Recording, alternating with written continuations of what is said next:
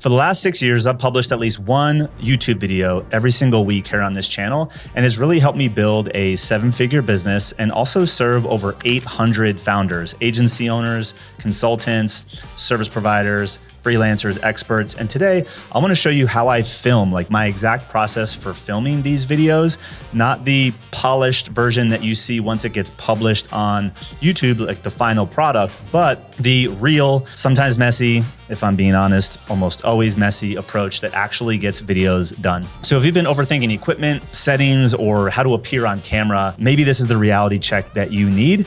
So I want to show you again my exact process, how I film, the things that I think about, how I set up my camera and my environment to do so that my videos can actually drive real business results. And if you're just tuning in, just remember this is part 4 of a 6-part video series that I am doing on my entire YouTube system and process. And in the link in the description, you can find a link to the playlist that shows all of these videos. Now, before we dive in, you can actually grab my Notion template, which is how I organize, how I plan, and how I script all of my videos, which I detailed in the last video, but I've bundled that up into my master content calendar Notion template, where you get the calendar, the YouTube video script, how I organize all of this stuff in Notion. You can get that in the description below. So this video is gonna be broken into 6 sections. The first section is purpose. The second section is the pre-recording phase. The third section is going to be environment. The fourth is going to be the gear. The fifth is going to be the real-time recording process. And then 6 is actually going to be addressing some of the doubts that you might have and the realities of being someone who is going to be creating videos. Let's dive in. The purpose behind your videos. You might be thinking, I need to fully optimize for the YouTube algorithm if I want to grow my business.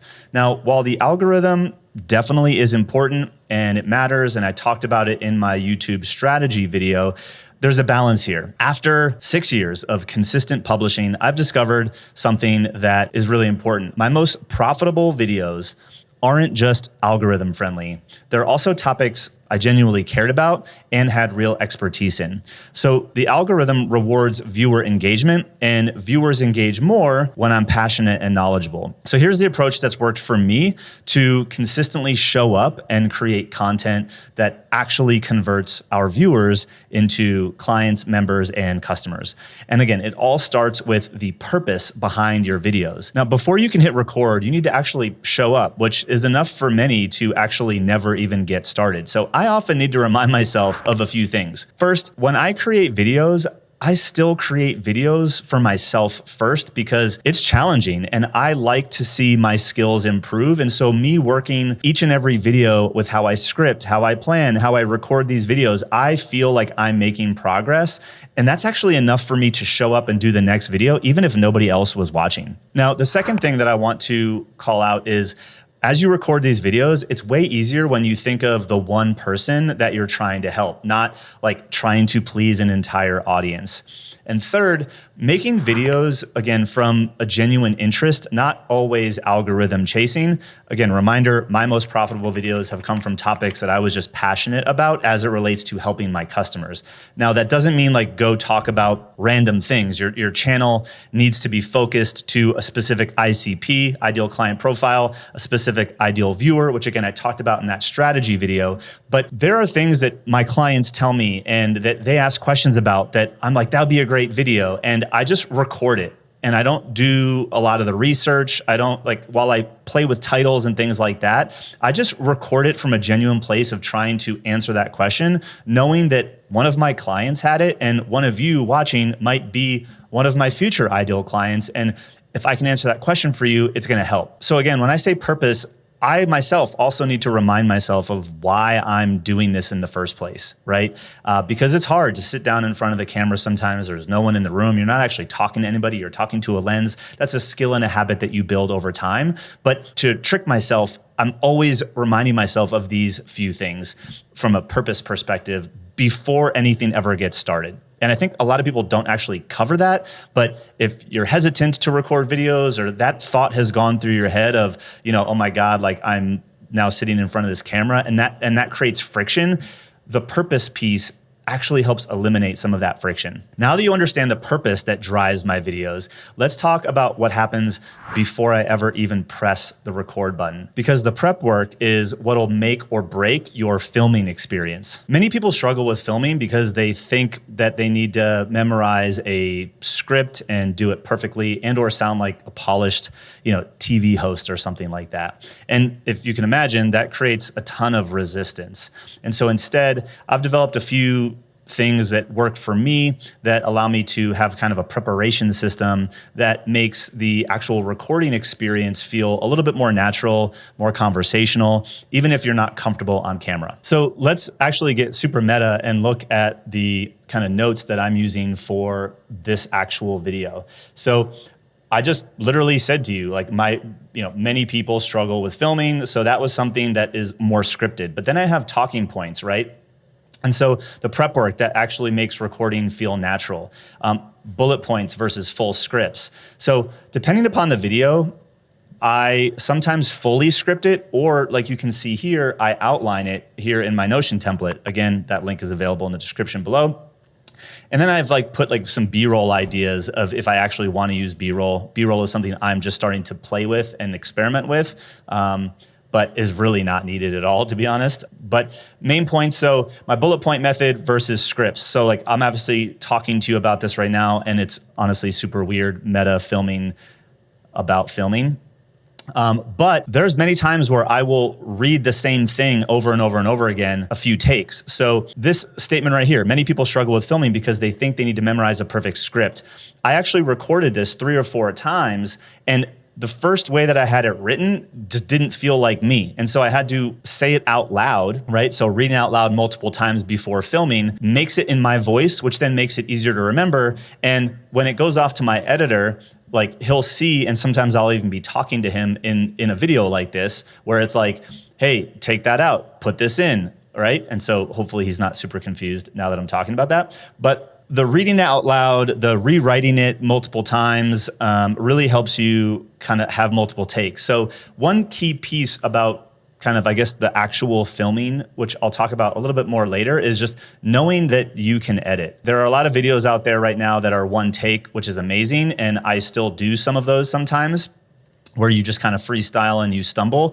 But a video like this, for example, where I'm trying to really educate and teach something, the more and more videos that I make, the more important scripting and outlining has become. So I think there's different styles of videos. Again, the freestyling, answering, if you're really good in that environment, lean into that. That's great. When you start taking YouTube even more seriously, there's tons of benefits to just scripting everything, at least outlining, because all of this becomes information for email copy, landing pages, things like that.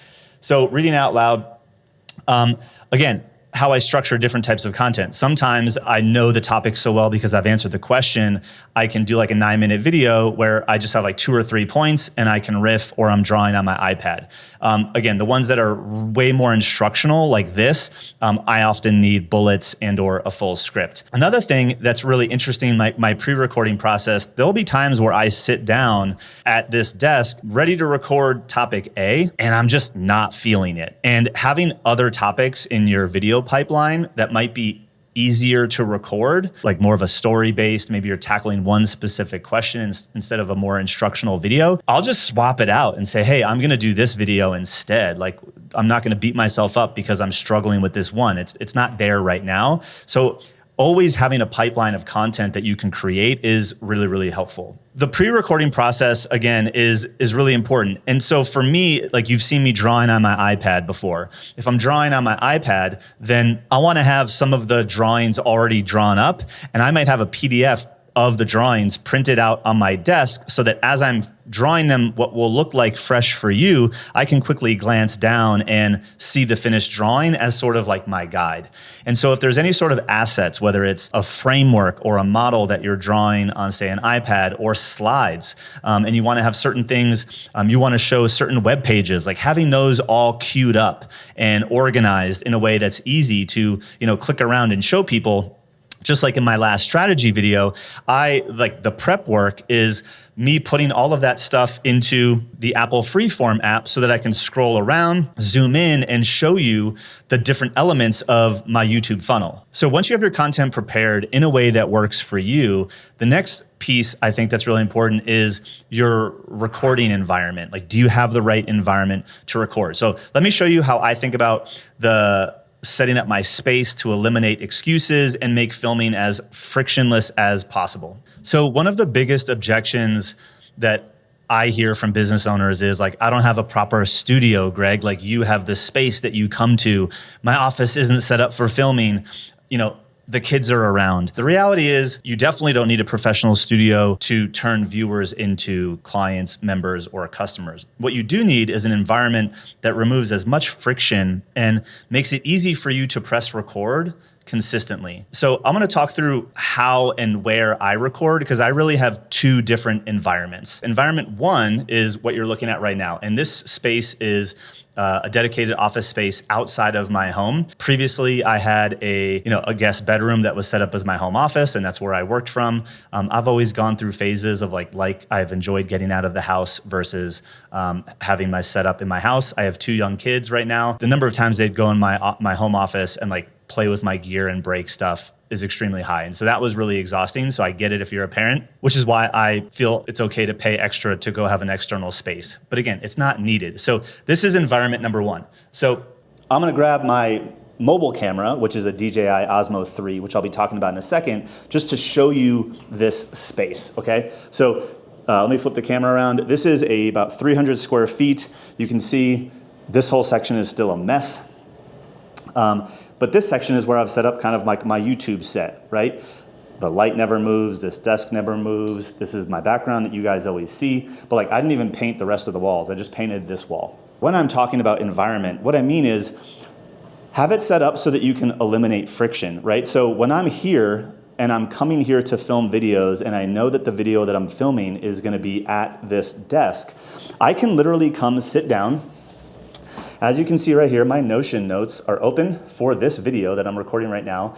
I use Ecamm a lot to record. So like if I zoom in here on the prompter, you can see that I'm like literally talking to you right now. I have a microphone right here. I have all my gear, and I just need to literally press record.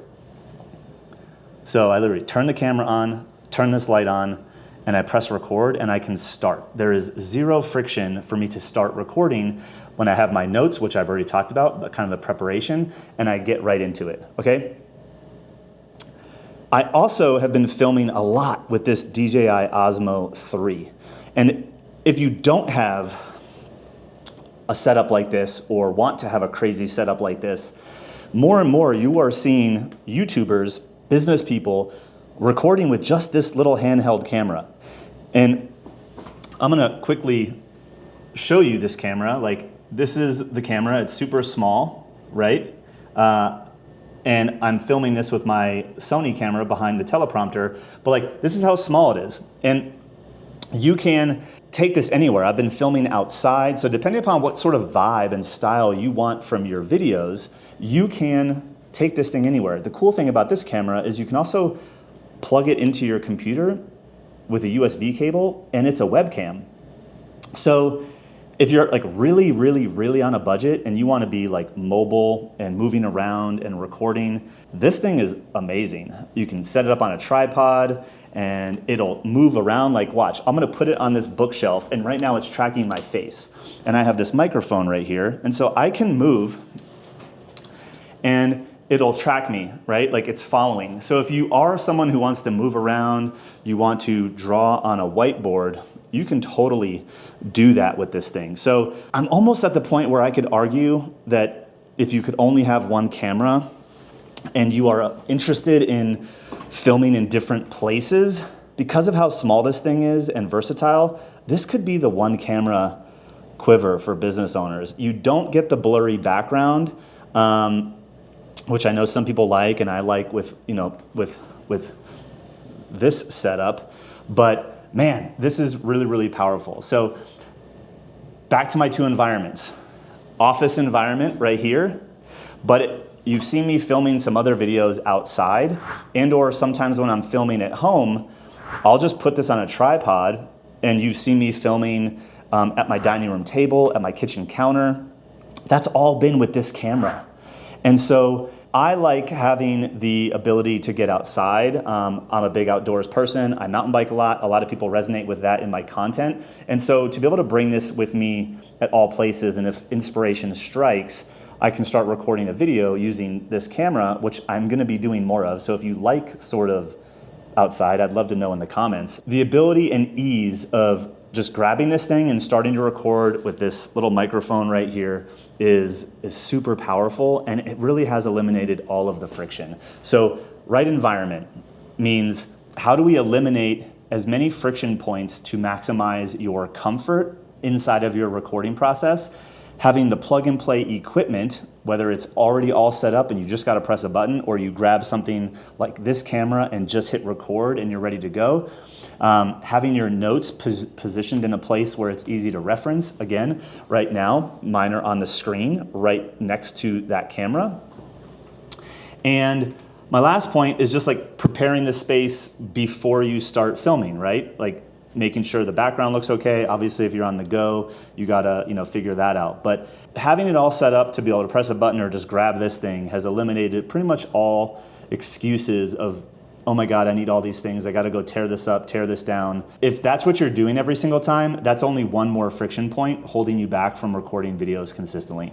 Now that you've seen how simple the recording environment can be, if you set up a space, spare bedroom, secondary office with all the gear where you can just hit record, or you have a space where you can just grab your DJI Osmo and start filming, you're gonna start creating more content. And the truth is, your clients care way more about your expertise and the things that you're teaching them than the video quality and the setup. So I wanna shout out a couple channels that I've seen doing awesome things. If we come over here to YouTube, first, Ed Lawrence, he knows a ton about YouTube. His video is just a camera set up with this wall at his Airbnb. He talks about that a lot.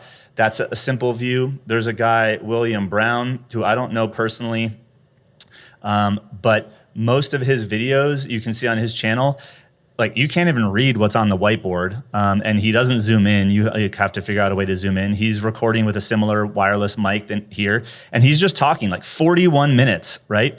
He's got 74,000 subscribers. He talks about being able to film videos without any background. He's sitting here with his coffee. So you do not need to have the craziest backgrounds. My buddy Dan Bolton, also a really up and coming channel, I think. There's great content.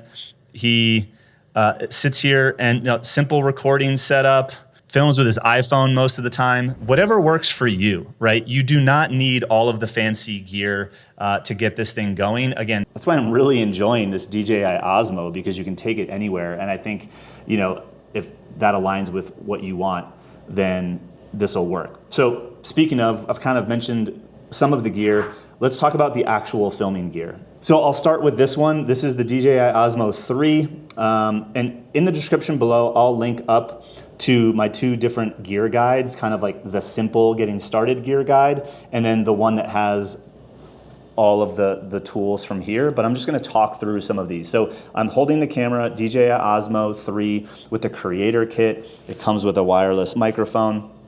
And then the other gear that I have, let's talk about this. Obviously you need a computer if you're gonna use Ecamm Live. I record a lot with the software Ecamm Live.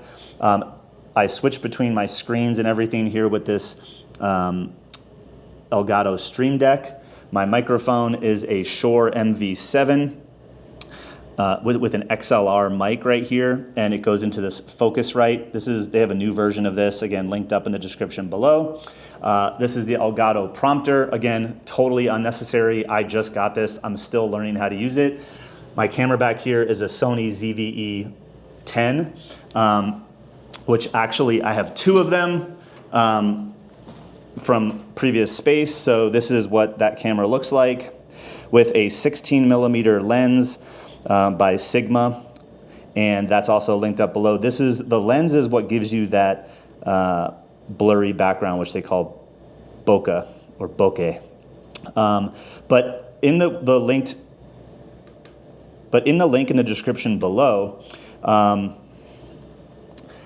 this comes with a kit lens, which I think you can get the camera and the kit lens for like 700 bucks. I would totally start with the kit lens, get fancy later. One of our philosophies at Alt Agency is start simple, get ninja later. So start simple might mean DJI Osmo 3. Getting ninja later might be ZVE 10 with this, okay? If you are connecting your camera to your computer as a webcam, DJI Osmo works USB-C to USB-C. Now, if you're gonna use a camera like the Sony ZVE-10, you will need what's called a capture card, and there's a thing called Elgato Cam Link. This is a real popular one. It's a USB connection, and this will go into the back of your computer, and the other end will go into your actual camera, and that's what will allow your computer to see it as a webcam. Now, depending upon where you're filming, you always want a good light. You can see I don't have the ceiling lights on in here. I do have a window that has natural light as well, but I've linked up the light. I think it was like 200 bucks or something like that in the description below. There are definitely very affordable lighting kits. So main things, camera, microphone, and again, if you're using the DJI Osmo and you get the Creator Kit, it comes with the camera and this wireless microphone.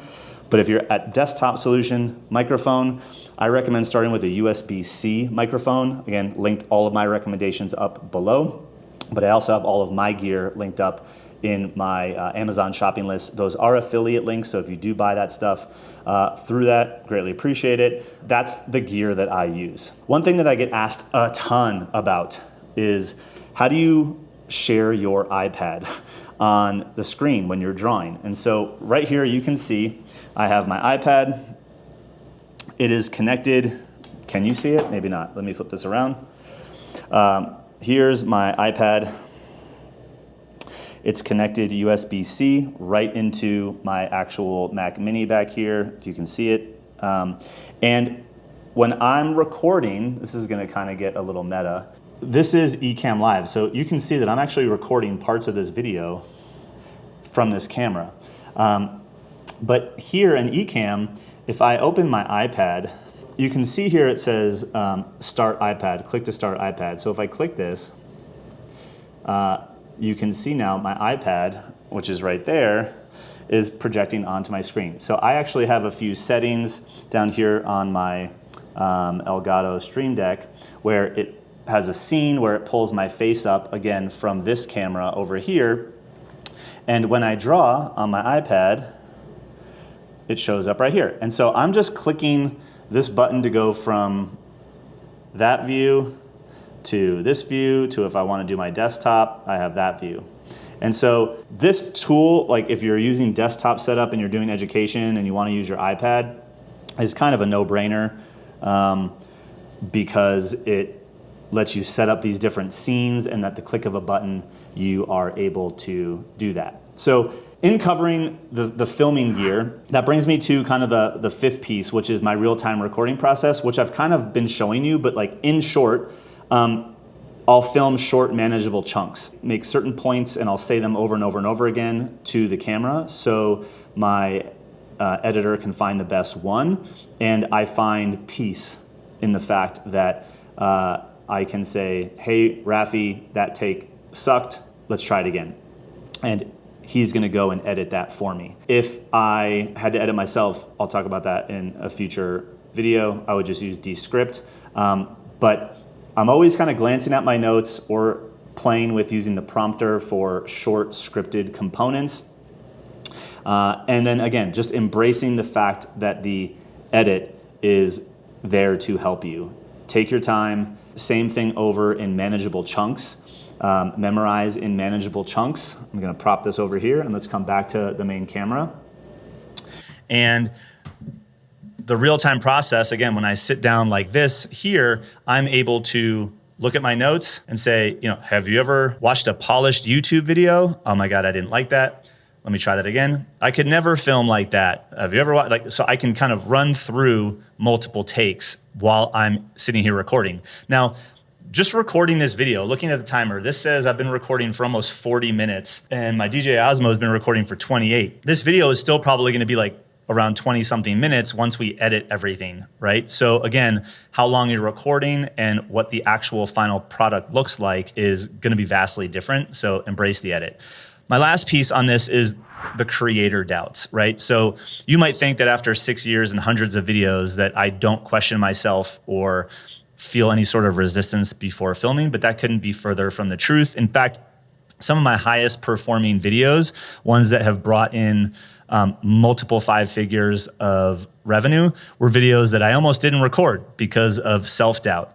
In fact, if I'm being honest, right now, I'm really embracing the fact that this video is gonna go to my editor and he's gonna help clean this up because I feel like in the recording of it, I'm all over the place. 2 different cameras, it's super meta for me, talking about how I'm recording. Visualizing what the final video will look like of this is actually difficult for me, which is why having an editor is really important. If your videos get like, this seems like a simple video, but in my head, it's really complex to make versus just a talking head like most of my videos. So keep your videos simple is the point there. But I have those same things. So you're still gonna feel resistance before filming. Imposter syndrome moments will start to will still happen. And you're always gonna probably finish a video and say, I could have done that better after filming. I know for sure that I will feel that way after this one. And those feelings actually are a good thing, in my opinion, because they drive improvement. They allow you to come back and look at the game tape, look at the YouTube video, and you can say, how could I have done this better? How could I have made this simpler? And improve for the next video. The beauty of YouTube is that your entire channel isn't based on any one video. It's all of the videos, right? And so one video that didn't go as well as you thought isn't going to make or break your entire channel. One video can bring a ton of business. The other one might bring a little bit of business. One might bring no business, but it still keeps you top of mind. You get to show up each and every week and improve. And as you kind of zoom back out, you will recognize the progress that you've made along the way, which again, over time, your consistency will help eliminate more and more of those doubts, but they will still creep in, if I'm being honest with you. And you just show up and you keep recording anyway. Now that I've shared my complete process with you, from like mindset to gear to overcoming doubts, you kind of have pretty much everything you need to start at least filming inside of this series. But some of you might be like, I want like the strategy, I want hand holding on executing, like building my YouTube client machine. If that is you, in the link in the description below, we are hosting a live 6-week accelerator with our collective membership program members. And we're gonna go through live 6 weeks, how to launch and build your YouTube channel with the appropriate videos that you need to start nurturing and converting viewers into buyers. And we're gonna be following my scripted frameworks that I've been building over the last 6 years, diving into gear even more so, hand-holding you in a live experience over 6 weeks to make sure this thing gets live in your business. If that sounds interesting to you, then go ahead and click the link in the description, hop into the collective. It's really easy to get started. If you are gonna be taking YouTube serious, no better way to get the help from experienced people to get your channel live. With that being said, hopefully you're enjoying this 6-part series. If you've missed any of the episodes in this series, in the description, you'll find the playlist that has all of these videos. But in the next video in this series, we're gonna be talking about editing and repurposing all of your videos. See you in the next one.